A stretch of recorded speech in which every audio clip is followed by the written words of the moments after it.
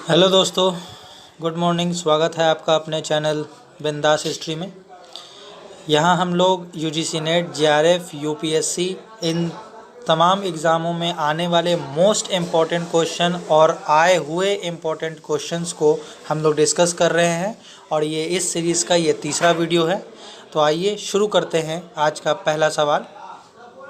जैसा कि दोस्तों मैंने पहले भी बताया था कि रॉबर्ट ब्रूटफुट नामक एक प्रागैतिहासिक इतिहास के जनक थे। इन्होंने 1863 में हैंड एक्स, आपको मैंने बताया था हैंड एक्स, पिछली वीडियो में अगर आपने नहीं देखा है तो आप प्लीज़ जाके पहले पिछली वीडियो देख लीजिए, तभी आपको यहाँ से तीसरी वीडियो में ये सारी चीज़ें समझ में आएगी, क्योंकि इसमें मैंने बहुत सारे कॉन्सेप्ट्स भी समझा रखे हैं। तो रॉबर्ट ब्रूटफुट ने पहली बार हैंड एक्स और क्लीवर यानी वेदारनी की खोज की थी और इन्हें ही सबसे पहले मानवों का कपाल और हाथियों का जीवाश्म मिला था, जिन्हें इन्होंने नम्रिकस का नाम दिया था। तो ये कहाँ से मिला था 1863 में? ये मिला था मद्रास के पलवरम से। बढ़ते हैं अपने अगले सवाल की तरफ। हमारा आज का अगला सवाल है कि निम्नलिखित स्थलों में से कौन सा स्थल प्रागैतिहासिक शैल चित्रकला के लिए प्रसिद्ध है? जैसा कि हमें मालूम है कि भीमबेटका इसका सही उत्तर होगा, इसलिए होगा क्योंकि भीमबेटका ही एकमात्र ऐसा प्रागैतिहासिक काल का स्थल है जहां से 642 गुफा मिली है। दोस्तों कितनी गुफा मिली हैं? 642 गुफा मिली हैं, जिनमें से 400 गुफाओं में यानी कि 400 में चित्रों का अंकन है। 400 में क्या है? चित्रों का अंकन है, जिनमें से 400 में चित्रों का अंकन है। इसमें से कुल 16 में यानी कि 16 कुल गुफाओं में रंगों का प्रयोग किया गया है और ये रंग आज भी आप देखेंगे तो ये रंग ऐसा लगता है जैसे कि हाल में ही किया गया हो। इनके रंगों में आज भी लाइट आती है, ठीक है। और जितनी भी चित्र मिली है इनमें से सर्वाधिक चित्र यानी 400 चित्रों में से लगभग ज़्यादा से ज़्यादा चित्र जो हैं वो मध्य पाषाण काल के हैं। किस युग के हैं? वह मध्य पाषाण काल के हैं, ठीक है। और इसमें जो चित्र मिले हैं वो किस टाइप के चित्र हैं? तो वह चित्र हैं नृत्य करते हुए यानी डांस करते हुए मानव के हैं, फिर शिकार करते हुए हैं, है ना, पशु पक्षी के हैं। तो इस तरह से बहुत सारी चीज़ों के लगभग 29 प्रजातियों के चित्र इसमें मिले हैं, ठीक है, लगभग 29 प्रजाति के। तो इसका सही उत्तर हो जाएगा भीमबेटका। बढ़ते हैं अपने अगले सवाल की तरफ। हमारा अगला सवाल है, अधोलिखित संस्कृतियों में कौन पाषाण युगीन संस्कृति नहीं है? ठीक है दोस्तों, तो अगर अधोलिखित का मतलब ये जो 4 ऑप्शन आपको दे रखा है, इन चारों में से ऐसा कौन सा संस्कृति है जो पाषाण युगीन संस्कृति नहीं है? तो दोस्तों इसका सही उत्तर हो जाएगा सोथी संस्कृति। सोथी संस्कृति जो है ये पाषाण युगीन संस्कृति नहीं है, ठीक है। सोथी संस्कृति इसलिए नहीं है, ये किस समय की संस्कृति है? ये हड़प्पा युगीन संस्कृति है, ठीक है ना। ये किस काल की संस्कृति है? हड़प्पा कालीन संस्कृति है, ठीक है। लेकिन इसके में बाकी बचे तीनों के तीनों, विंध्यान संस्कृति, मद्रासियन संस्कृति और सोहन संस्कृति, ये क्या है? ये तीनों के तीनों संस्कृति जो है ये पाषाण युगीन संस्कृति है, ठीक है, पाषाण युगीन। बढ़ते हैं अपने अगले सवाल की तरफ। हमारा आज का अगला सवाल है, पूर्व पाषाण कालीन मानव का मुख्य धंधा क्या था? यानी कि जैसा मैं बता चुका हूँ कि पाषाण काल यानी पत्थरों का युग। अब पूछ रहा है पूर्व पाषाण कालीन यानी कि एकदम स्टार्टिंग, जब पाषाण काल जब स्टार्ट हो रहा था उस समय के लोगों का मुख्य धंधा क्या था? तो उस समय का जो मुख्य धंधा था वह था शिकार करना। मैंने आपको पिछली वीडियो में बताया है, क्योंकि इस समय के लोग सभ्य तो थे नहीं, सब असभ्य थे। तो असभ्य थे तो ये कृषि करना नहीं जानते थे, कृषि नहीं जानते थे। ये लोग पशुपालन नहीं जानते थे। तो ये लोग क्या थे? ये लोग थे खाद्य संग्राहक। ये लोग क्या थे? ये लोग थे खाद्य संग्राहक, ठीक है दोस्तों। ये लोग खाद्य संग्राहक थे, ये लोग खाद्य संग्राहक थे। और शिकार करके अपना जीवन यापन करते थे। और खाद्य संग्रह कहने का मतलब कि जंगलों से जो भी इन्हें प्राप्त होता था, फल फूल जो भी साग सब्जी, वो इसका सेवन किया करते थे। ठीक है, तो इसका सही उत्तर क्या हो जाएगा? शिकार करना। अब बढ़ते हैं हम अपने अगले सवाल की तरफ। हमारा अगला सवाल है, हस्त कुठार उपकरण निम्नलिखित में से किस विधि का उपकरण है? हस्त कुठार उपकरण निम्नलिखित में से किस विधि का उपकरण है? जैसा कि हस्त कुठार का मतलब क्या होता है? Hand axe. और हैंड एक्स की पहली बार खोज किसने की थी? रॉबर्ट ब्रूसफुट ने। कब की थी? 1863 में। कहाँ की थी? तो पलवरम नामक स्थान पर की थी। तो अब चूंकि जो सवाल है कि हस्त कुठार जो है ये किस विधि का उपकरण है, तो हस्त कुठार जो है ये आपको एशुलियन संस्कृति का है। ठीक है, किसका है? एशुलियन। ठीक है, अगर आपको नहीं दिख रहा मैं फिर से लिख देता हूँ, एशुलियन संस्कृति।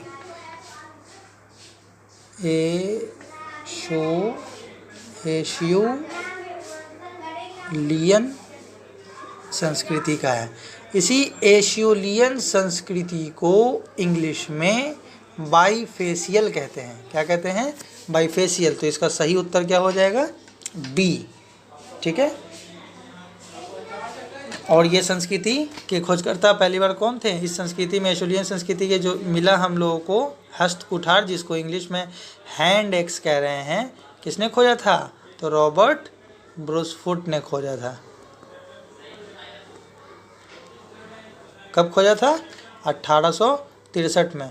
मुझे लगता है दोस्तों कि अब तक आपको ये क्वेश्चन तो एकदम याद हो चुका होगा, रॉबर्ट ब्रूसफुट वाले। बढ़ते हैं अपने अगले सवाल की तरफ। हमारा आज का अगला सवाल है, प्राचीन भारत में जो विधवा पुनर्विवाह कर लेती थी उसे क्या कहा जाता था? तो प्राचीन भारत में जो विधवा होती थी दोस्तों, अगर वह पुनर्विवाह कर लेती थी तो उन्हें पुनर्भू कहा जाता था। क्या कहा जाता था? उन्हें पुनर्भू कहा जाता था। नेक्स्ट सवाल है, नेक्स्ट क्वेश्चन है, लघु पाषाण उपकरण किस संस्कृति में आया? तो मैंने आपको पहले ही बताया था, पाषाण का मतलब क्या होता है? पत्थर। और पाषाण युग में तीन चरण थे, 3 काल आए उनके। तीनों काल क्या था? एक था पूरा पाषाण, एक था मध्य पाषाण, और तीसरा क्या था? नव पाषाण। तीसरा था नव पाषाण काल। तो नव पाषाण काल। और तीनों संस्कृति में एक दूसरे चिन्ह। इस समय के जो औजार बनते थे वो कैसे औजार होते थे? पूरा पाषाण काल के बड़े आकार के होते थे। मध्य पाषाण में गए तो इनका आकार क्या हो गया? लघु हो गया, छोटा हो गया, है ना? लघु या छोटा कह सकते हैं आप इनको, छोटा हो गया, है ना? और उसके बाद जब नव पाषाण काल में आए तो लघु छोटा के साथ साथ क्या क्या हो गया? इनमें फिनिशिंग आ गया, धारदार बनने लग गए, है ना? धारदार बनने लग गए नवपाषाण काल में। तो यहाँ सवाल क्या है? लघु पाषाण उपकरण। तो जब कभी भी लघु पाषाण आएगा इसका सही उत्तर क्या हो जाएगा? मध्य पाषाण। मध्य पाषाण काल की सबसे बड़ी विशेषता, सबसे बड़ी उपलब्धि लघु पाषाण उपकरणों का ही है। ठीक है, तो इसका सही उत्तर हो जाएगा बी। ये सवाल भी मैं पिछले दोनों वीडियो में कई बार डायरेक्ट और इनडायरेक्ट तरीके से भी आपको समझा चुका हूँ।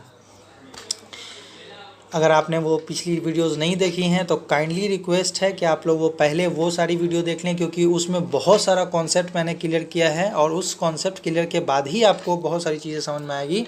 और मैंने ये प्रयास किया है कि मैं आपके लगभग पाषाण काल के सारे कॉन्सेप्ट को क्लियर कर दूँ, ताकि जब आप टेक्स्ट बुक पढ़ें या किसी एग्ज़ाम की तैयारी कर रहे हों तो आपको ये सारे शब्द, ये सारे मीनिंग, ये सारे कॉन्सेप्ट समझने में अनजान न लगे, आपको लगे कि आप पहले से ही ये सारी चीज़ें जानते हैं।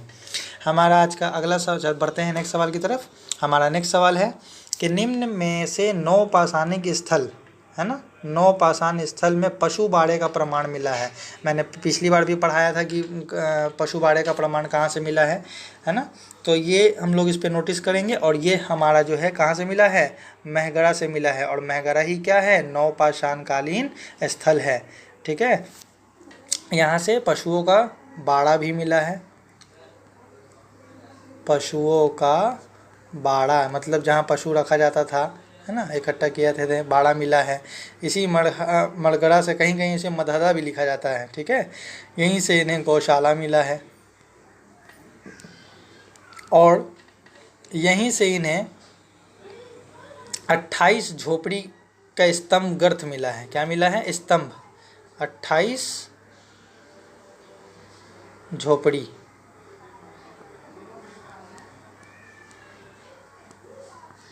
28 झोपड़ी मिली है साक्ष्य के रूप में। किसके रूप में? साक्ष्य के रूप में। ठीक है, अब बढ़ते हैं अपने अगले सवाल की तरफ। हमारा आज का अगला सवाल है दोस्तों, इसे आप वीवीआई कर लें, ये बहुत ही इम्पोर्टेंट क्वेश्चन है। हालांकि इससे पहले आज तक अभी मैं तीसरा वीडियो बना रहा हूँ। तीनों वीडियो में अभी तक जितने भी प्रश्न हैं वो सारे के सारे प्रश्न कम से कम हर एग्ज़ाम में 2 से 3 बार रिपीट हुए हैं, 4 बार रिपीट हुए हैं, और वो सारे के सारे प्रश्न मोस्ट इम्पॉर्टेंट हैं। चाहे वो यूपीएससी प्रीलिम्स हो, नेट जीआरएफ हो, असिस्टेंट प्रोफेसर हो, जीआईसी हो, टीजीटी हो, पीजीटी हो, ये सारे क्वेश्चन बार बार रिपीट हो रहे हैं दोस्तों। बार बार ये सारे सवाल आ रहे हैं, चाहे इससे डायरेक्टली सवाल पूछ लिया जाए या इनडायरेक्टली सवाल पूछ लिया जाए, सवाल आ रहे हैं दोस्तों। और ये तो मोस्ट इम्पॉर्टेंट है इनाम गांव, इसका नाम तो बार बार आएगा दोस्तों, ये आपको हमेशा याद रखना होगा। तो इनाम गांव जो है ये कहाँ पड़ता है दोस्तों? सबसे पहले हमें ये मालूम होना चाहिए। तो इनाम गांव पड़ता है महाराष्ट्र में। ठीक है, ये कहाँ है? महाराष्ट्र में। महाराष्ट्र के कहाँ? तो महाराष्ट्र में एक जगह है चिड़की। महाराष्ट्र में एक जगह है चिड़की। ठीक है, चिड़की नेवासा इसका पूरा नाम है, चिड़की नेवासा। ठीक है, यहीं पर एक गांव है जिसका नाम है इनाम गांव। ठीक है ना, इसका नाम क्या है? इनाम गांव। ठीक है, और यहीं से जो है सब यहीं पे एक जगह है बोरी। ठीक है ना, बोरी से ही निम्न पाषाण काल की प्राचीनतम तिथि भी ज्ञात की गई थी। खैर, हमारा जो सवाल है कि इनाम गांव जो है वह किस संस्कृति से रिलेटेड है, तो इसका सही उत्तर है जोड़वे संस्कृति। ठीक है, इनाम गांव कहाँ पड़ता है? महाराष्ट्र में पड़ता है। महाराष्ट्र में कौन सी जगह? चिड़की निवासा एक स्थान है, वहीं पर यह गांव है इनाम गांव। ठीक है, बढ़ते हैं अपने अगले सवाल की तरफ। हमारा आज का अगला सवाल है महापाषाण संस्कृति संबंध है किससे? तो महापाषाण संस्कृति का संबंध जो है दोस्तों वह है लोहा से। किससे है? लोहा से। महापाषाण संस्कृति का संबंध है लोहा से। ठीक है, क्योंकि लोहे की खोज जो है वह लगभग 1000 साल पहले, है ना, बीसी में हो चुकी थी। बीसी में। और लोहा मिला कहाँ से 1000 साल पहले? तो अतरंजी खेरा में। अतरंजी खेरा, माफ़ कीजिएगा मैं बार बार 1000 साल पहले बोल रहा हूँ, 1000 साल पहले नहीं, 1000 बीसी में। ठीक है, तो इसी संस्कृति को महापाषाण संस्कृति कहते हैं। तो इसका सही उत्तर हो जाएगा लोहा। नेक्स्ट क्वेश्चन है हमारा, प्रसिद्ध भीमबेटका की गुफा कहाँ है? अभी पिछले क्वेश्चन में भी मैंने आपको बताया था कि जो भीमबेटका गुफा है वो कहाँ पड़ती है? तो मध्य प्रदेश में पड़ता है ना, मध्य प्रदेश में इसका जगह है। तो मध्य प्रदेश में अगर ऑप्शन में मध्य प्रदेश होता तो बहुत अच्छा होता, लेकिन मध्य प्रदेश तो दिया हुआ नहीं है। तो मध्य प्रदेश के, मैं और थोड़ा डील कर दे रहा हूँ, मध्य प्रदेश के रायसेन जिला, कौन सा जिला? रायसेन जिला से, है ना, थोड़ा दूर आते हुए ये आपको मिलता है। देखिए रायसेन है ना, ये रायसेन आ गया। तो रायसेन ज़िला में ही थोड़ा दूर अगर आप बढ़ेंगे उसमें तो वहाँ पर आपको भीमबेटका की गुफाएं मिलेंगी। ठीक है, और इसके जो खोजकर्ता थे वो 1957 में इसकी खोज की। और इसके खोजकर्ता कौन थे? तो इसके खोजकर्ता थे विष्णुधर। कौन थे? विष्णुधर। ठीक है दोस्तों, तो विष्णुधर वाकरकर इनका पूरा नाम था। ऐसे विष्णुधर से भी आप इनको याद रख सकते हैं। ठीक है, अब बढ़ते हैं हम अपने अगली सवाल की तरफ। हमारा आज का अगला सवाल है, चावल का प्राचीनतम प्रमाण कहाँ पाया जाता है या कहाँ पाया गया? ठीक है दोस्तों, तो चावल का प्राचीनतम प्रमाण मैं तो पढ़ा चुका हूँ आपको, आप ही बताएं कहाँ पाया गया है, बताएं। मैंने आपको बताया था कि चावल का जो प्राचीनतम प्रमाण है वह या तो कोल्डी हवा दिखेगा, और कोल्डी हवा नहीं होगा तो वह क्या मिलेगा? लहुरा देव मिलेगा। लेटेस्ट रिसर्च के हिसाब से लहुरा देव ही, है ना, लहुरा देव ही सही उत्तर माना जा रहा है। ठीक है, सॉरी मैंने लहुरा देव गलत लिख दिया।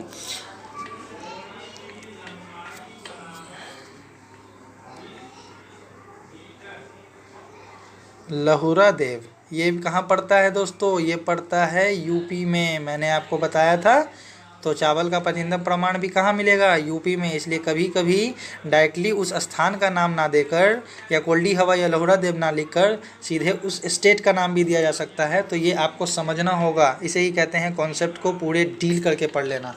ठीक है दोस्तों, अब बढ़ते हैं हम अपने अगले सवाल की तरफ। हमारा आज का अगला सवाल है ब्लेड और ब्यूरिन। ये मैं आपको पिछले सवाल में भी करा चुका हूँ और देखिए ये टीजीटी के 2013 में भी आया है। इसका मतलब ये सब बहुत मोस्ट इंपॉर्टेंट क्वेश्चन है। कहते हैं ना दोस्तों गोल्ड क्वेश्चंस, ये सब गोल्ड हैं। गोल्ड भी कहना कम होगा, ये सब डायमंड क्वेश्चन है। ये सब आप कर लेते हैं तो निश्चित रूप से आपके एग्ज़ाम में डायरेक्ट या इनडायरेक्ट, अगर आप नेट जेआरएफ एग्ज़ाम दे रहे हैं, यूपीएससी या अदर पीसीएस एग्ज़ाम वगैरह भी दे रहे हैं, तो आपका क्वेश्चन आप आसानी से सही करके आओगे। तो ये जो प्रश्न है ब्लेड और ब्यूरिन, तो ये हम लोग जानते हैं इसका सही उत्तर क्या है? उच्च पूरा पाषाण संस्कृति। मैं पढ़ा चुका हूँ। ये पाषाण काल के कितने काल हैं? पाषाण काल के कितने काल हैं? 3 हैं, 3 चरण हैं, मैंने पढ़ाया था। और इनके 3 चरण में कौन से? तो एक हो जाता है पूरा पाषाण, एक हो जाता है मध्य पाषाण और एक हो जाता है नव पाषाण। तो मैंने बताया था कि ये 3 चरण ज़रूर हैं, लेकिन इसमें केवल पूरा पाषाण ही एक ऐसा पाषाण काल है जिसका भी इसका 3 अलग सब काल है, जिसमें उच्च पूरा पाषाण पहला होता है, फिर मध्य पूरा पाषाण काल दूसरा होता है और तीसरा होता है निम्न पूरा पाषाण काल, है ना। तो ब्लेड और ब्यूरिन जो मिले हैं वो उच्च पूरा पाषाण काल यानी कि पूरा पाषाण काल के पहले चरण से मिले हैं। और आपको जो हैंड एक्स मिले थे, हैंड एक्स मैंने आपको पढ़ाया था, हैंड एक्स मिले थे। तो ये जो हैंड एक्स मिला है दोस्तों, जिसकी खोज रॉबर्ट ब्रूसफुट ने की थी, ये आपको उसी पूरा पाषाण काल के निम्न पूरा पाषाण काल से मिला है। लेकिन अगर ब्लेड और ब्यूरिन बोलाएगा दोस्तों, तो ये किससे मिला है? ये उच्च पूरा पाषाण काल से मिला है। तो ये आप ज़रूर याद रखें, ठीक है। और अगर माइक्रोलिथ आए, माइक्रोलिथ, तो ये मध्य पाषाण काल संस्कृति से संबंधित है। तो आशा करता हूं दोस्तों कि आपको ये सवाल अच्छे तरीके से समझ में आ गया हो। दोस्तों नोट ज़रूर करते रहें आप लोग, ये बहुत ही बड़ी अच्छी मटेरियल आपके साथ कलेक्ट हो जाएगी। नेक्स्ट सवाल है मध्य पाषाण काल में एक स्थल था जिसका नाम था चौपानी मांडू। ये भांडू लिखा है या गलत लिखा है? चौपानी मांडू इसका नाम है। तो ये जो चौपानी मांडू है ये असल में है कहाँ? तो दोस्तों ये भी जो है चौपानी मांडू जो स्थान है ये इलाहाबाद के कुड़ांव तहसील में बूढ़ी बेलन के किनारे पड़ता है दोस्तों, ठीक है। और इसकी जो खोज की थी वह की थी बी मिश्रा ने, ठीक है। इसकी खोज किसने की थी? बी मिश्रा ने की थी। और यहाँ से क्या क्या प्राप्त हुआ दोस्तों? तो यहाँ से ही हमें चौपानी मांडो से ही जंगली चावल प्राप्त हुए हैं दोस्तों। ये मोस्ट इम्पॉर्टेंट क्वेश्चन है, जंगली चावल प्राप्त हुए हैं। कहीं कहीं इसको घुमा करके क्वेश्चन पूछा गया, आता हुआ क्वेश्चन बहुत सारे स्टूडेंट ऐसे हैं जो गलत करके आए कि चौपानी मांडू है। अब जैसे एक सवाल आ गया कि नॉर्मल सवाल तो ये है कि कहाँ से जंगली चावल प्राप्त हुए, तो चौपानी मांडो सबको याद है, लेकिन इसको घुमा के जंगल की जगह उसने इस्तेमाल कर दिया था एक बार वन्य, और चावल की जगह उसने इस्तेमाल कर दिया था धान। तो हम जानते हैं धान से ही तो चावल बनता है और वन्य का मतलब जंगल होता है। तो उसने बस ये चेंज किया कि वन्य धान कहाँ से मिलता है। बहुत सारे स्टूडेंट्स गलत करके चले आए, उन्हें ये समझ नहीं आया कि ये चावल के बारे में ही इनडायरेक्टली पूछा जा रहा है। और इसका सही उत्तर क्या हो जाएगा? तो इसका सही उत्तर चौपानी मांडू हो जाएगा। आई होप दोस्तों आपको ये वीडियो भी बहुत पसंद आई होगी। अगर आपको इसी तरह के और वीडियोस पसंद आ रहे हैं, आपके नोट्स कलेक्ट हो रहे हैं, आपका कॉन्सेप्ट क्लियर हो रहा है, तो मेरे वीडियोस को लाइक करें, सब्सक्राइब करें, कमेंट करें, ताकि मैं और मोटिवेट हूँ इस तरह का अच्छे से अच्छे वीडियो बना के अच्छे से अच्छे बेहतरीन क्वेश्चंस को आप तक पहुँचाने का। धन्यवाद।